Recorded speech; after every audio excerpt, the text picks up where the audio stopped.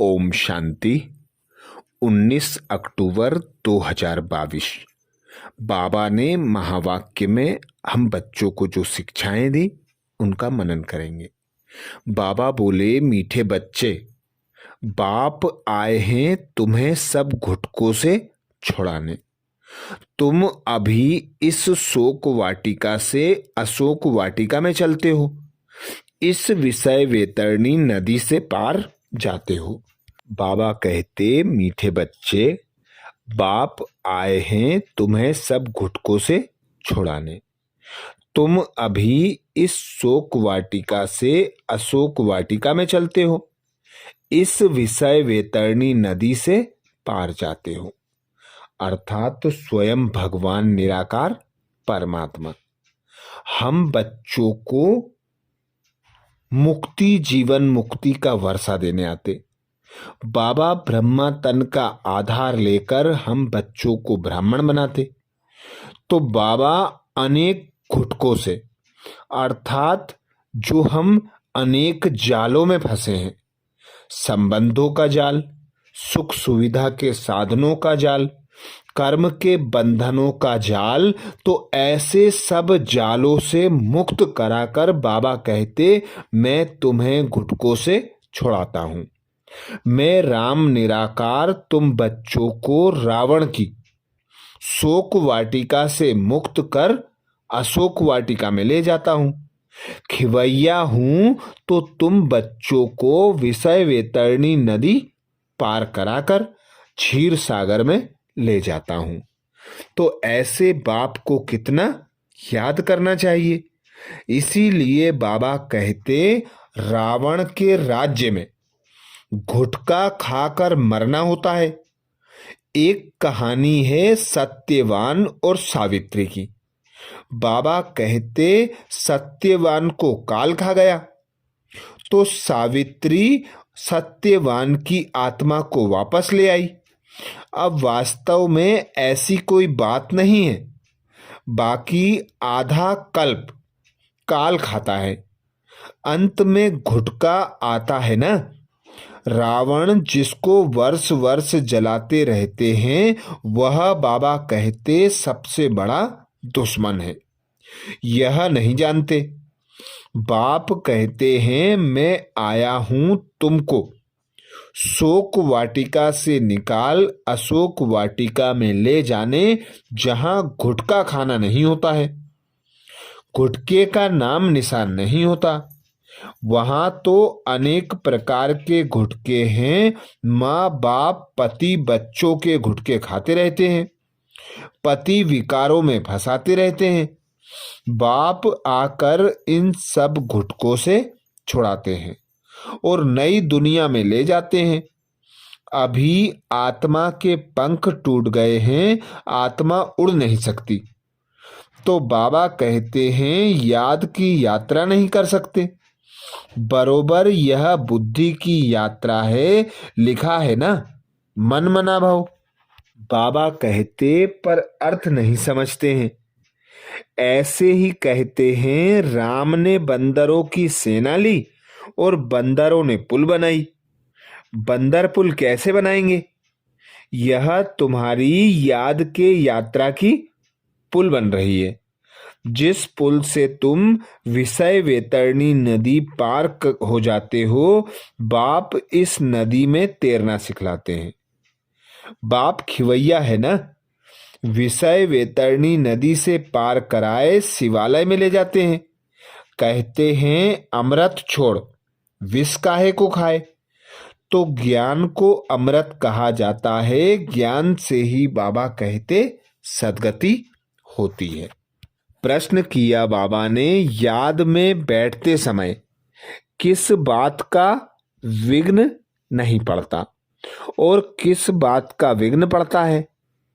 याद में बैठते समय किस बात का विघ्न पड़ता और किस बात का विघ्न नहीं पड़ता है?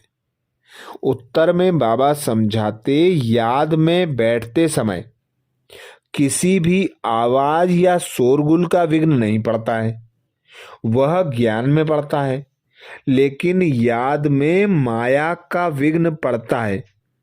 माया याद के समय संकल्प विकल्प लाती है, विघ्न डालती है।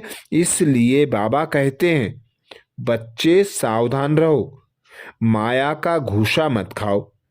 शिव बाबा जो तुम्हें अपार सुख देते हैं, सर्व संबंधों की सेक्रीन है, उसे बहुत प्यार से याद करो, याद की तीखी तोड़ी लगाओ। अर्थात बाबा आते हम बच्चों को माया जीत जगत जीत बनाने।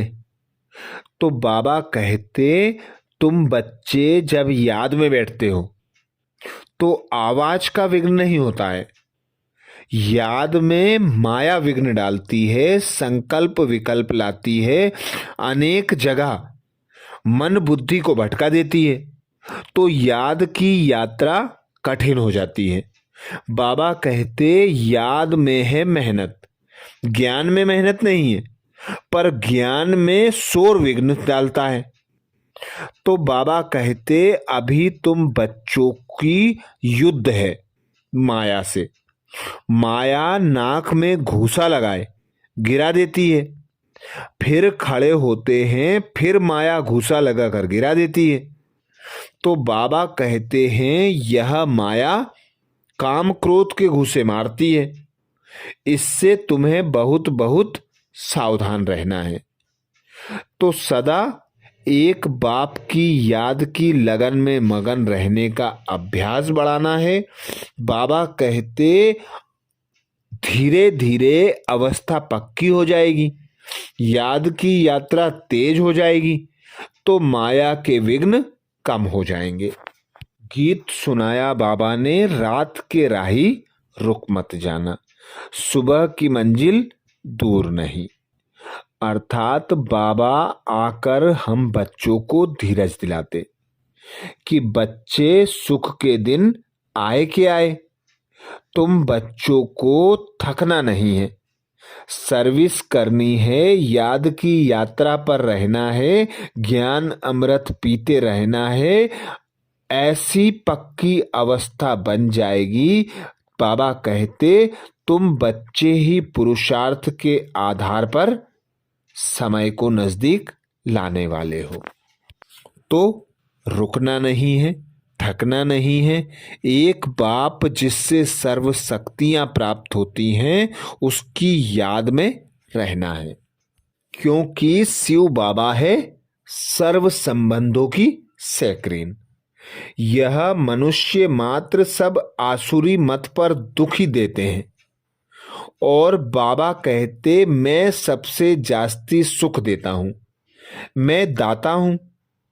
मैं तुम बच्चों को श्रीमत देता हूं कि बच्चे, तुम जितना याद की यात्रा पर रहेंगे, स्वदर्शन चक्र फिराएंगे, कमल फूल समान बनेंगे, उतना ऊंच पद पाएंगे।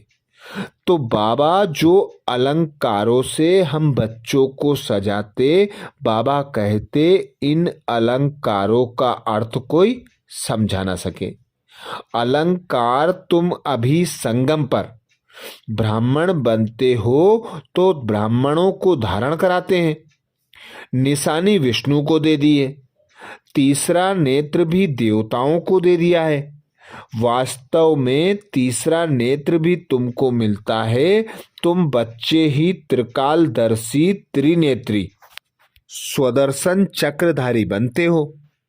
अक्षर है ना।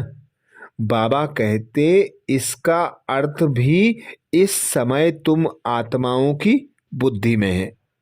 आत्मा की बुद्धि में ही सब कुछ रहता है कि यह मेरी नाक है, यह मेरा आँख है, यह मेरे कान है। तो बाबा कहते, आत्मा ही कहती है, इस शरीर रूपी महल में रहती है। आत्मा को मालूम पड़ा कि मुझ में 84 जन्मों का पार्ट निंदा हुआ है। कितनी गुह्य बातें हैं। आत्मा रॉकेट से भी तेज है। तो अब याद की दौड़ी लगानी है।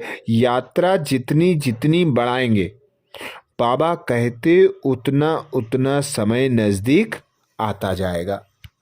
आगे बाबा कहते, तुम जानते हो सर्व पर दया करने वाला बाप एक ही है जिसको श्री श्री कहा जाता है। फिर श्री श्री का टाइटल सब रख देते हैं। बाबा कहते हैं श्री कहा जाता है देवताओं को, श्री लक्ष्मी नारायण, श्री राम सीता, तो ऐसा श्री बनाने वाले को श्री श्री कहा जाता है।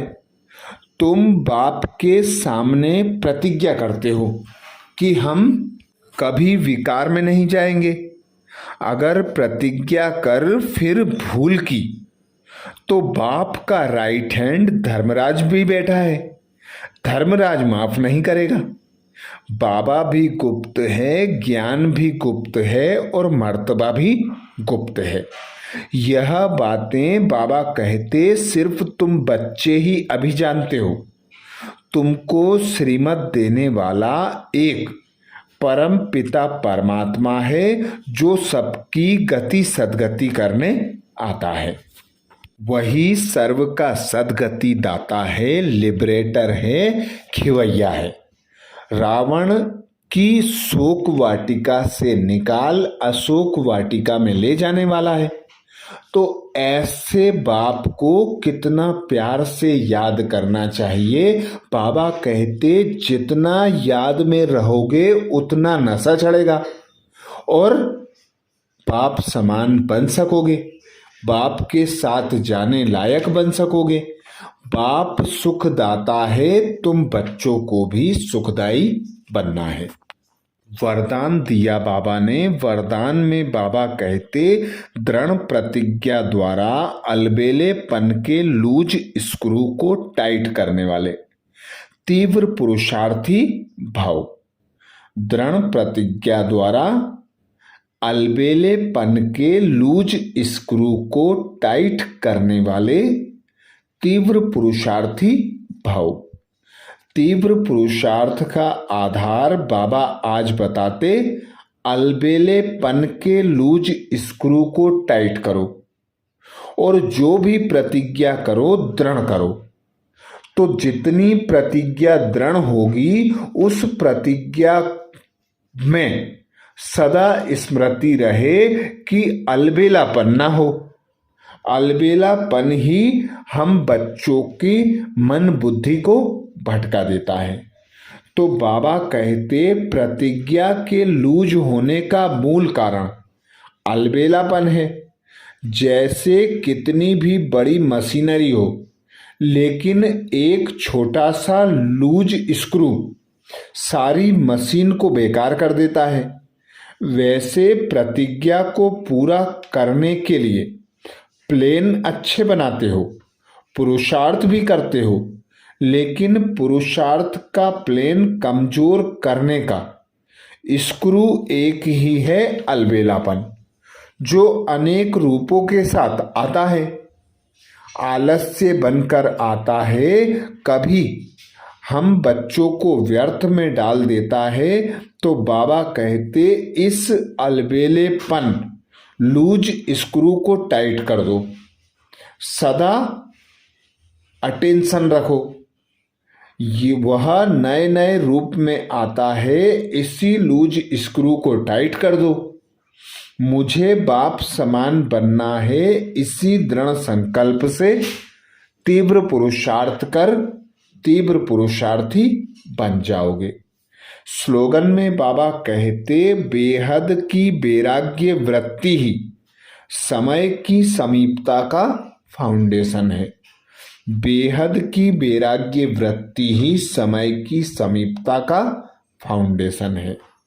अर्थात जितना जितना इस देह की दुनिया से, दुख देने वाली पुरानी दुनिया से, इस देह से, सुख सुविधा के साधनों से जितना न्यारा और प्यारा होंगे, अर्थात जितनी बेहद की वैराग्य वृत्ति को धारण करेंगे, उतना उतना समय को नजदीक लाने के आधार बनेंगे।